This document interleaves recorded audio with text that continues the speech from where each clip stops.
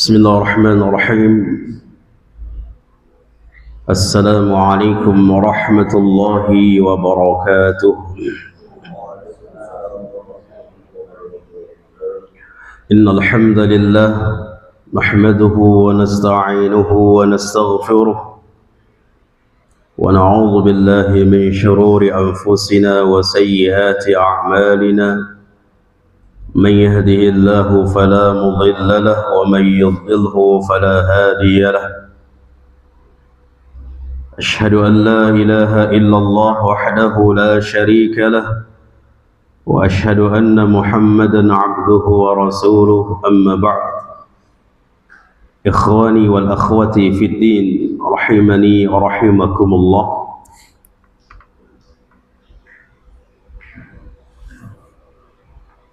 Biiznillah kita sedikit mengambil faidah dalam satu ayat yang Allah sebutkan di dalam surah Ali Imran.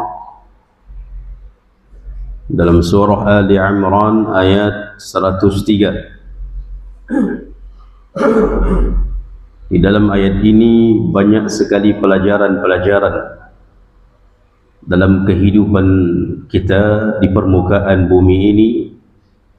Allah Subhanahu wa ta'ala mengatakan wa'tasimu bihablillahi jami'a wa la tafarraqu. Dalam kalimat ini ada dua perintah Allah.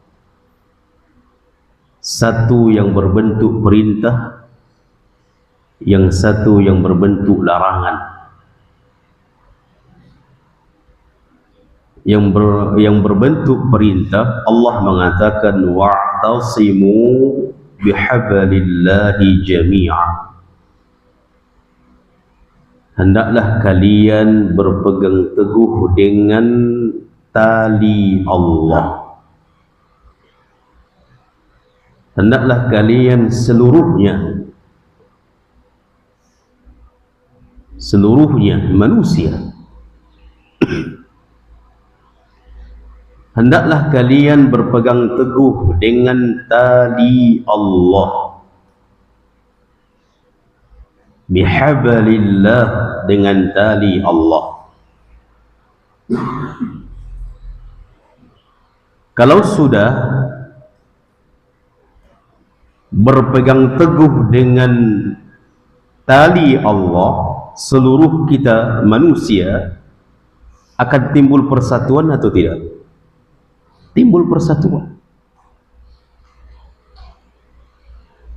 Makanya walaupun terjadi perbedaan para ulama mufassirin, yang dimaksud dengan hablullah, tali Allah, walaupun perbedaan banyak, namun hakikatnya sama, maknanya sama, yaitu kembali kepada Allah dan Rasul. Sebagian ulama mengatakan bihablillah, tali Allah di sini adalah tauhid, kembali juga kepada Allah. Sebagian ulama tafsir mengatakan maksud tali Allah di sini adalah Al-Quran, kembali juga kepada Allah. Sebagian ulama mengatakan maksud dari bihablillah adalah at-ta'ah, kembali juga kepada Allah. Sebagian mengatakan Al-Quran dan Sunnah. Walaupun terjadi perbedaan, namun hakikatnya sama.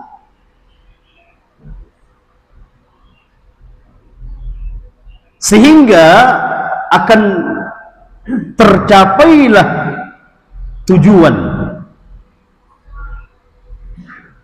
Dan di antara tujuan Allah Subhanahu wa ta'ala perintahkan kita untuk memegang satu tali, seluruh manusia memegang satu tali.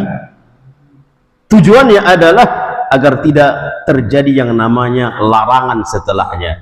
Wala tafarraqu, jangan kalian pecah belah. Jangan kalian berselisih.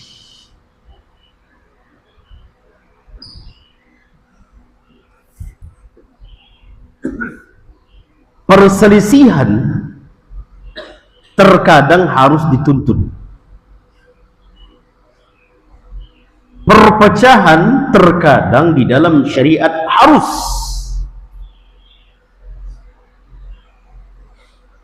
Tidak boleh dengan atas, nanti tidak terjadi perpecahan.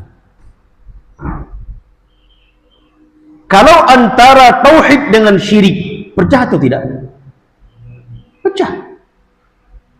Takkan mungkin bersama, bersatu, takkan mungkin.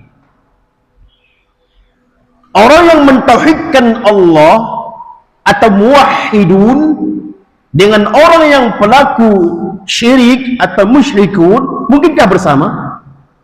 Tak bisa. Dan perpecahan seperti ini harus. Gak boleh kita orang yang muwahhidun, yang mentauhidkan Allah, katakan untuk menjaga persatuan, mari kita ikut kesyirikan.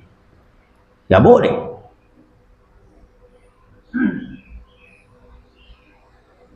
Demikian juga antara sunnah dengan bid'ah bisa bersama, bersatu?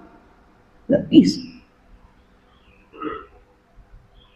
Maka disebutkan oleh para ulama, kalau hidup sunnah pasti bid'ah mati.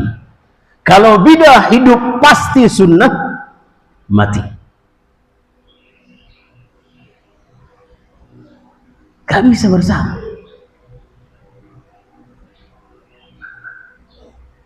Makanya bagaimana untuk mempersamakannya? Kembali kepada tali Allah. Cuman itu saja. Manusia sering mengayo kita bersama, ayo kita bersatu. Allah sudah sebutkan bagaimana solusi supaya manusia seluruh dunia sampai kepada pelosok-pelosoknya. Allah sudah sebutkan bagaimana supaya bersama, bersatu.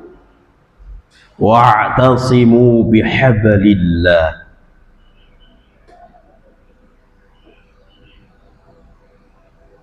Ini faedah yang pertama. Namun terkadang ahibati fillah, termasuk juga persatuan itu dibentuk atas Islam, atas iman, atas manhaj, atas aqidah. Itu juga ada penyebab persatuan, sebagaimana disebutkan oleh para ulama.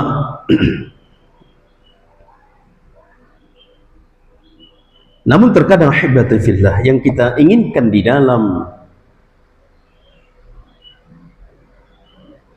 pembahasan ini terkadang terjadi di antara satu manhaj.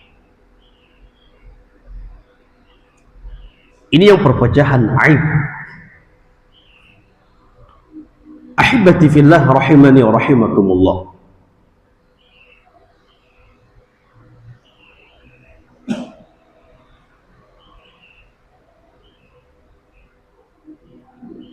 Persatuan atau bersamanya tubuh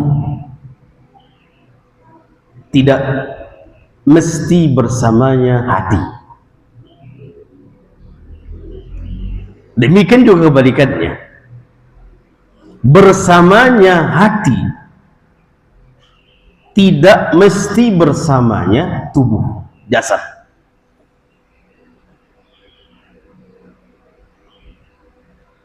Kalau kebersamaan kecintaan dilihat dari tubuh, bersama, berkumpul bersama, duduk bersama, apakah hati mereka juga bersama? Belum tentu. Makanya Allah sebutkan tentang orang-orang munafik di dalam surah Al-Hasyr, tahsabuhum jami'an wa qulubuhum syatta. Jangan anggap mereka bersama, ketawa bersama, berkumpul bersama, jasad mereka berkumpul. Tapi wa qulubuhum syatta, hati mereka berpecah.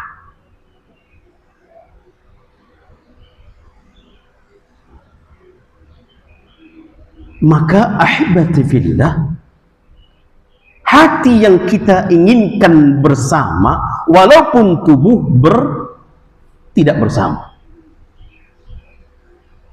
Hati kita. Dan demi Allah, yang menyatukan hati kita adalah Allah.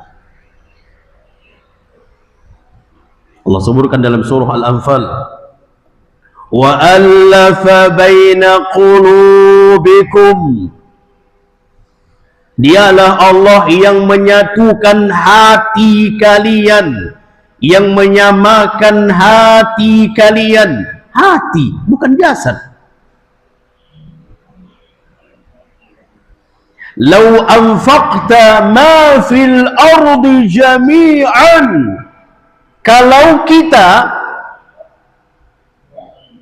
menggunakan atau menghabiskan harta sedunia ini pun tujuannya untuk menyatukan hati manusia, hati di antara kita, ma allafta baina qulubikum, kalian tak sanggup, tak akan bisa bersatu itu, tak akan bisa bersama hati itu. Sekalipun kita habiskan dunia ini untuk mempersatukan, menyamakan hati di antara kita, tak bisa. Walakin Allah allafa bainahum, tapi Allah yang menyatukan hati di antara mereka.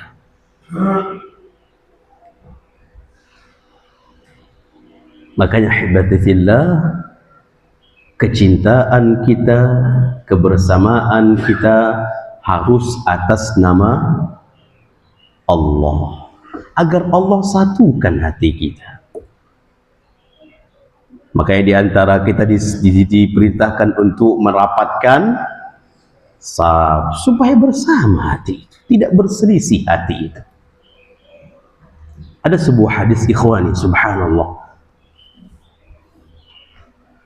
Ana ingin kita ini, apakah kita sudah merasakan hadis ini?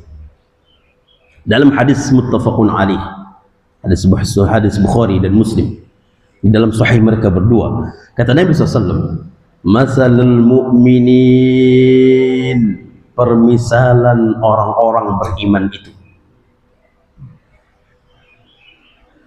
beriman yang sudah satu manhaj, orang beriman yang sudah satu aqidah, orang yang beriman muslim, satu iman, sudah bersama, bersatu di atas bihablillah. Kenapa kok bisa pecah lagi? Maka fahami, masalul mu'minina fi tawaddihim wa tarahumihim wa ta'atufihim, permisalan orang-orang yang beriman, antara satu orang beriman dengan orang-orang beriman lainnya, permisalan mereka fi tawaddihim, di dalam kasih, di dalam cinta kasih mereka, wa tarahumihim, di dalam kasih sayang mereka, wa ta'atufihim, di dalam kelemah lembutan mereka. Ya Allah, cinta kasih mereka, kasih sayang mereka, kelemah lembutan mereka, kamatsalil jasadil wahid, permisalannya seperti satu tubuh, satu tubuh, satu jasad. Idza ishtaka minhu 'udhun, kalau satu bagian dari jasad kita ini sakit, tada'a lahu sairul jasad, maka seluruh jasad merasakannya. satu bagian saja dari tubuh kita ini sakit, seluruhnya merasakannya. Bahkan saking merasakannya, bisahari wal huma, kita demam, tidur pun tak bisa. Terkadang ada orang sakit gigi nggak bisa tidur. Giginya yang sakit, mata ikut merasakan. Ahibati fillah, apakah kita sudah merasakan ini? Antara satu dengan satu yang lainnya.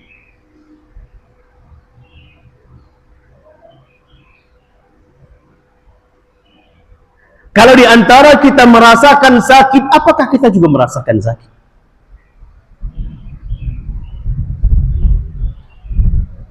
Makanya Nabi SAW mengatakan, la yu'minu ahadukum hatta yuhibba li akhihi ma yuhibbu li nafsihi.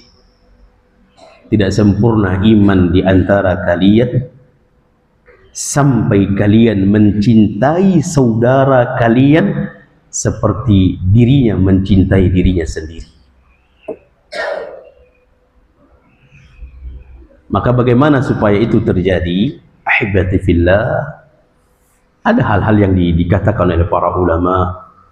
Di antaranya adalah dengan siapa kita berbicara, untuk menjaga perasaan lawan bicara kita. Kalau kita lawan bicara kita misalnya orang yang baperan, tahu baperan? Sensitif perasaannya, maka kita pun berbicara seperti dia. Jaga perasaan. Tapi kalau ada orang modelnya seperti misalnya apapun yang kita sampaikan, apapun kita bicarakan, apapun kita misalnya sampai menjelekkan dia pun di hadapannya dia nggak ada perasaannya, nggak ada sakit hati. Ada nggak macam seperti itu orangnya? Ada. Karena dia juga bercandanya seperti itu juga. Maka hibati fillah yang pertama adalah lihat dengan siapa kita berbicara. Yang kedua, hibati fillah, saling kepedulian. Makanya para sahabat itu sering mengatakan, ya akhi, inni uhibbuka fillah, sungguhnya aku mencintaimu karena Allah. Mana si fulan, mana si fulan, mana si fulan. Walaupun ahibati fillah itu terkadang bahasa basi-basi. Kenapa antum masya Allah nggak nampak, kangen kami sama antum? Terkadang itu menusuk ke dalam hatinya. Nggak nampak lagi antum di majelis ilmu, ya masya Allah kangen kami sama antum. Nggak nampak lagi antum di apa ya, di masjid Imam Syafi'i, ya kangen kami sama antum. Walaupun itu terkadang menusuk ke dalam hatinya, sehingga membuat hati kita itu bersama, hati kita itu bersatu. Bisa difahami ikhwan? Semoga Allah Subhanahu wa taala mempersatukan hati kita, sehingga kita berharap mudah-mudahan apa yang disebutkan di dalam hadis, gambaran antara orang beriman itu seperti satu jasad, kita merasakannya di dalam kesehari-harian ini. Yang satu di antara kita tidak saling melihat, kita rasa rindu, rasa kangen bersama ikhwan-ikhwan lainnya, demikian juga akhwat-akhwatnya. Ini saja. Subhanakallahumma bihamdika asyhadu an la ilaha illa anta astaghfiruka wa atubu ilaik. Akhiru da'wana alhamdulillahi rabbil alamin. Wassalamualaikum warahmatullahi wabarakatuh.